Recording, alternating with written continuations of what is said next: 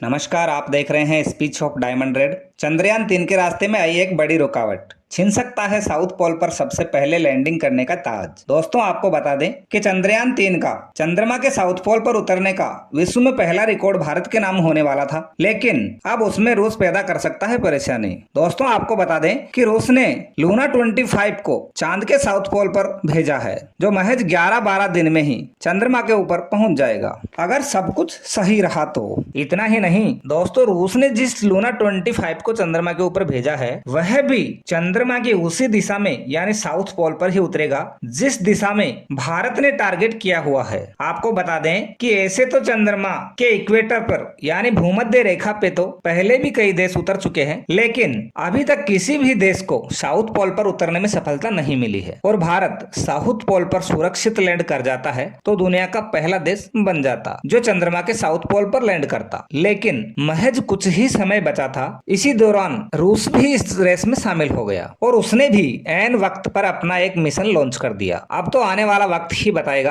कि भारत पहला देश बन पाएगा या नहीं। दोस्तों, रूस भी ठीक उसी दिन चंद्रमा पर अपने लूना 25 मिशन को लैंड करवाने की सोच रहा है और हो सका तो उससे भी पहले यानी 22-23 अगस्त को ही, जबकि भारत इसे 23 अगस्त को शाम 5:47 के करीब लैंड करवाएगा। अब ऐसे में देखना दिलचस्प होगा कि पहले कौन उतर पाता है और कौन अपने नाम कर पाता है ये बड़ी उपलब्धि। अब आपके दिमाग में दोनों मिशन के एक ही दिन लैंडिंग को लेकर भी कई सवाल आ रहे होंगे कि क्या रूस भारत से कोई गेम खेल रहा है या गद्दारी कर रहा है, या फिर विश्व रिकॉर्ड बनाने के लिए उसी दिन को चयन किया है लैंडिंग करने के लिए, और कोई उसकी खास वजह हो सकती है वगैरह वगैरह। तो आपको बता दें कि ऐसा कुछ भी नहीं है, ये केवल एक साइंटिफिक प्रतिस्पर्धा है जो सभी देश करना चाहते हैं, क्योंकि रूस भारत का अच्छा दोस्त है। इसके बारे में हमें गहनता से जानना पड़ेगा। आपको बता दें कि क्यों लूना 25 1-2 दिन पहले या उसी समय पर लैंडिंग की योजना बना रहा है और क्यों चंद्रयान 3 ने भी इसी समय को चुना था अपने सॉफ्ट लैंडिंग के लिए। तो आपको बता दें कि जहां लूना 25 उतरेगा उसके उतरने का स्थान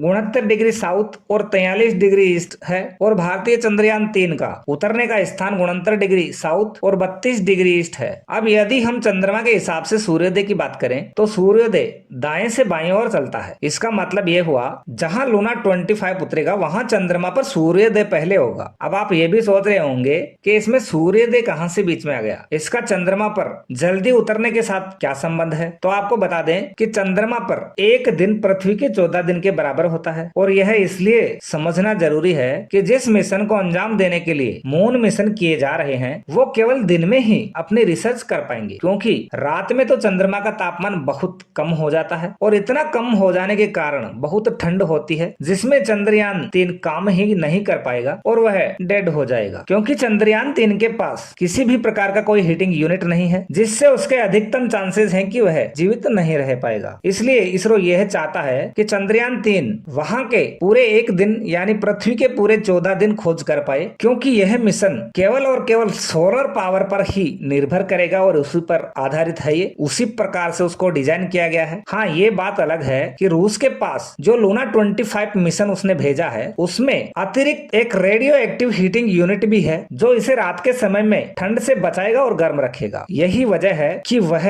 1 साल तक एक्टिव रह सकता है, ऐसा कहा जा रहा है। लेकिन फिर भी रूस रिस्क नहीं लेना चाहता है और पूरे 14 दिन काम में लेना चाहता है, क्योंकि क्या पता वहां उसका हीटिंग सिस्टम कारगर साबित हो या फेल भी तो हो सकता है। यही वजह है कि उसने भी 23 तारीख का ही चयन किया है, और हो सके तो उससे भी पहले का, क्योंकि जिस पॉइंट पर लूना 25 उतरेगा वहां सूर्योदय एक दिन पहले हो जाएगा। बाकी ऐसा नहीं है कि उसे भारत से बैर है या कोई और परेशानी है, यह है केवल एक प्रतिस्पर्धा है। हाँ, ये बात अलग है कि हर कोई देश चाहता है कि वह प्रथम बना रहे। आपको बता दें कि इसरो ने हार्ड लैंडिंग तो विश्व में सबसे पहले सन 2008 में ही करवा दी थी, और उसी वक्त चंद्रयान 1 ने यह भी बता दिया था कि चंद्रमा पर पानी है, और उसी समय के बाद से चंद्रमा पर पानी की तलाश को लेकर के मून मिशन की होड़ लगी हुई है। यहाँ अब होड़ है तो सॉफ्ट लैंडिंग की है। चलिए हम इसके लैंडिंग के पीछे की होड़ को तो जान चुके हैं। अब इसके मिशन की समानता और विविधताओं के बारे में भी बात कर लेते हैं। भारत का ये तीसरा मून मिशन है, जबकि रूस का ये 25वां मून मिशन है। रूस ने ये अपना 25वां मून मिशन आमूर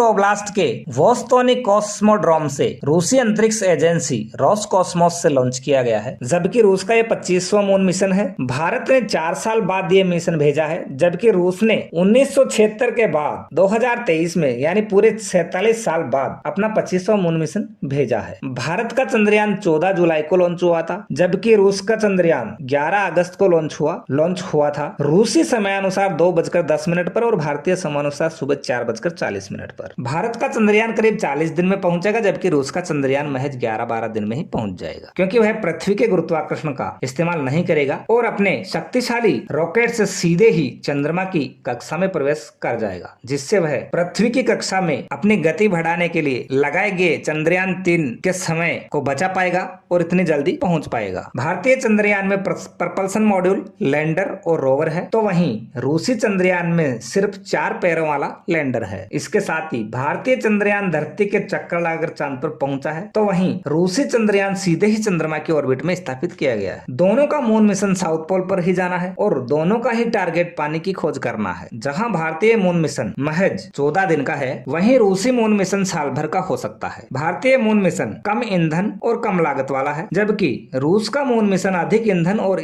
अधिक लागत के साथ कंप्लीट किया जा रहा है। इस सब के अलावा एक और सबसे बड़ा जो अंतर है दोनों में, वो ये है कि भारत का चंद्रयान 3 चंद्रमा की सतह पर अलग अलग जगह पर जाकर के रिसर्च करेगा, क्योंकि चंद्रयान 3 के पास रोवर भी है जो एक जगह से दूसरी जगह तक जाएगा। वहीं रूस का लूना 25 चंद्रमा की सतह पर एक ही जगह रहेगा, क्योंकि उसके पास रोवर मौजूद नहीं होने के कारण वह इधर उधर नहीं जा पाएगा और एक ही जगह रह करके ड्रिल करके सैंपल उठाएगा। अब आपको यह भी बता दें कि रूस अपने इस मिशन को 2021 में ही लॉन्च करने वाला था, लेकिन रूस यूक्रेन युद्ध के कारण लॉन्च नहीं कर पाया था। वहीं रूस की अंतरिक्ष अनुसंधान संस्थान ने कुछ महीनों पहले भी कहा कि वो अब भी इस मिशन को लेकर के तैयार नहीं है, लेकिन जब इसरो का मून मिशन चंद्रमा के बेहद करीब 170 किलोमीटर दूर ही रह गया था, तभी अचानक रूस ने अपना चंद्रयान मिशन लॉन्च कर दिया है। रूस के मिशन लूना 25 और रूस को लेकर आपकी क्या राय है, हमें कमेंट बॉक्स में कमेंट करके जरूर बताइएगा। और यदि वीडियो अच्छा लगा हो तो इसे एक लाइक करना और अपने दोस्तों में शेयर करना, और यदि अभी तक चैनल को सब्सक्राइब नहीं किया है तो